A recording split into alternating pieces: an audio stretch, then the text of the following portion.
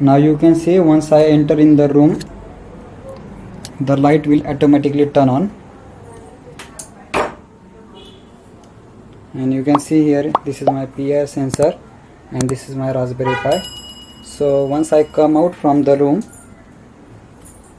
the lights will automatically turn off.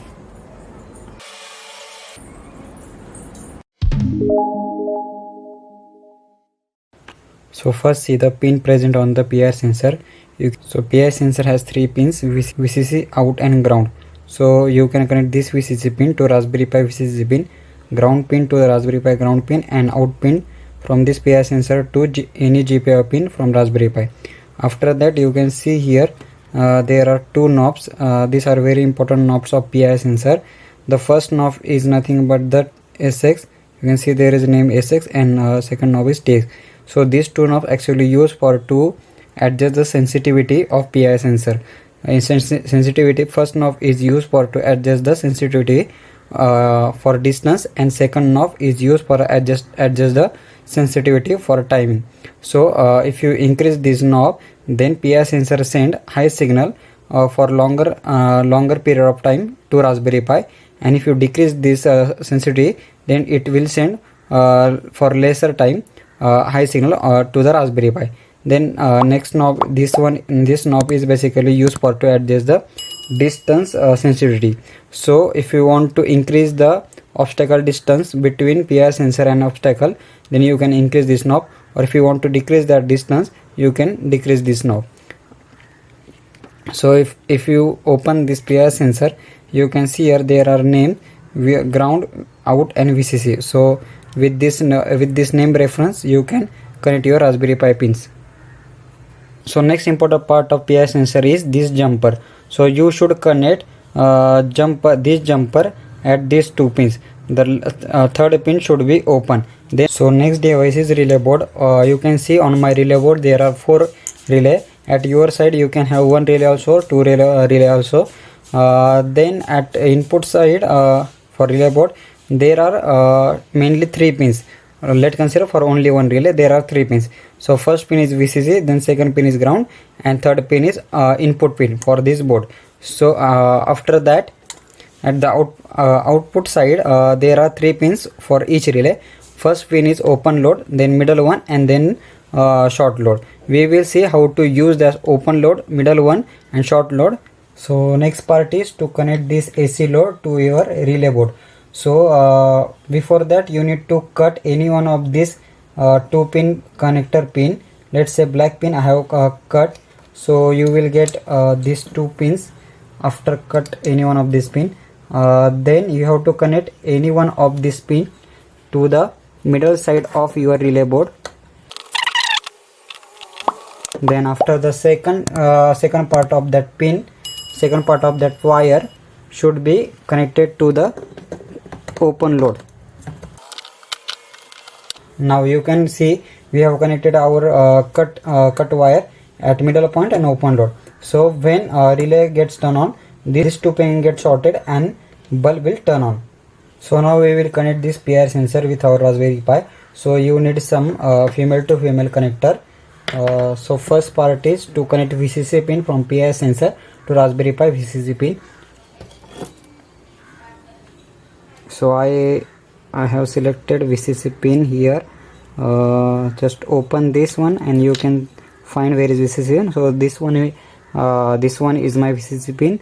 So I will connect this one to Raspberry Pi VCC pin. So Raspberry Pi 1 number is VCC pin. So connect first 1 number pin, then connect ground pin of PIR sensor. This is ground pin of PIR sensor. I will connect here the ground pin to Raspberry Pi. 6 number is ground pin of Raspberry Pi. Then output pin from the PIR sensor, this one output pin from the PIR sensor, that is middle one.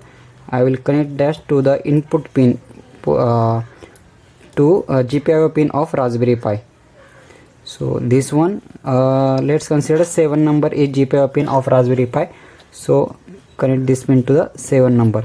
So now the last part of our connection is to connect this relay board with your Raspberry Pi. So you need some female to female wires again. Then first connect the ground pin of your relay board to Raspberry Pi ground pin. So this ground pin from relay board, I will connect Raspberry Pi ground pin. 9 number pin is Raspberry Pi ground pin. Then second point is to connect the VCC pin of relay board to Raspberry Pi VCC pin. Then 4 number is Raspberry Pi VCC pin. Then connect this VCC pin to the 4 number.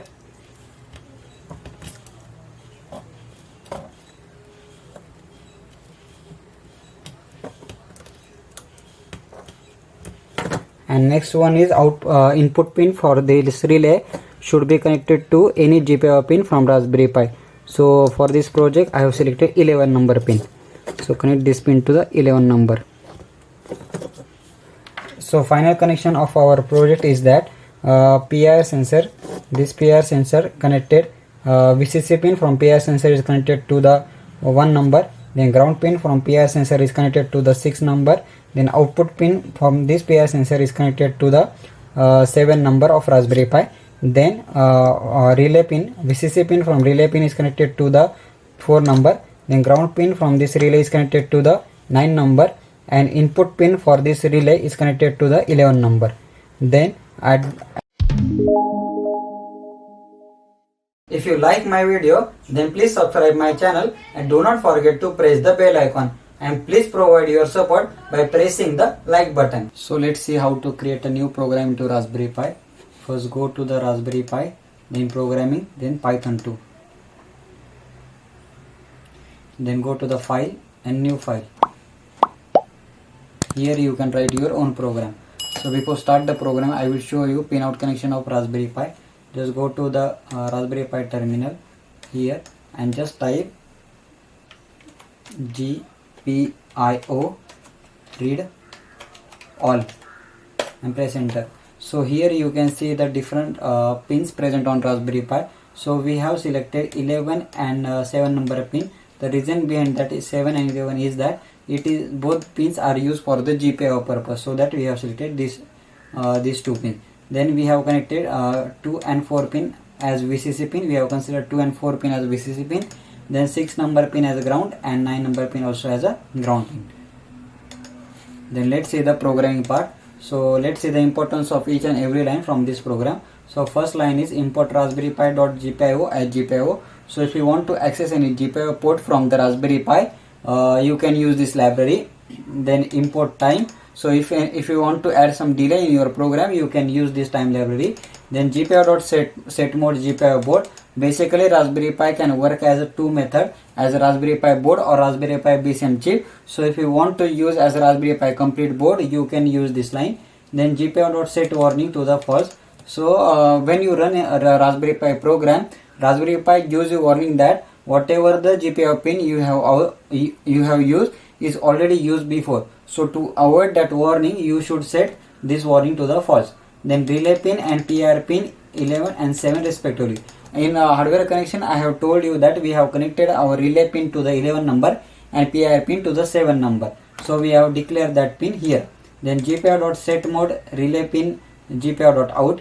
So Raspberry Pi actually sending some signal to the relay board, so that 11 number pin act as a output pin. So that we have declared here is output pin.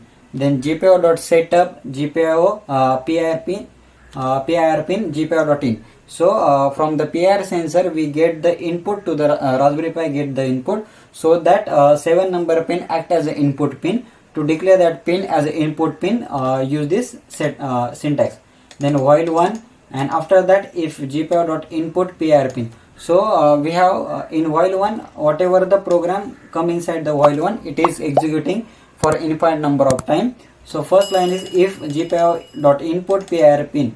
So basically this function it is used to detect the signal present on the PIR pin. So as soon as any presence detected to the PIR sensor send the one signal to the Raspberry Pi. So to access that one signal, this function is used GPIO.input PIR pin. So is equal to high. If that signal is equal to high, that means the presence is detected, and we are printing bulb on Python shell After that we have to turn on the relay. So to turn on the relay, we have to send 0 signal on relay pin. Why 0 signal? Because our relay board work on active low logic. So whenever you send the 0 signal on that board, it will turn on the relay. So to turn on the relay, the next part is GPIO.output relay pin GPIO.low.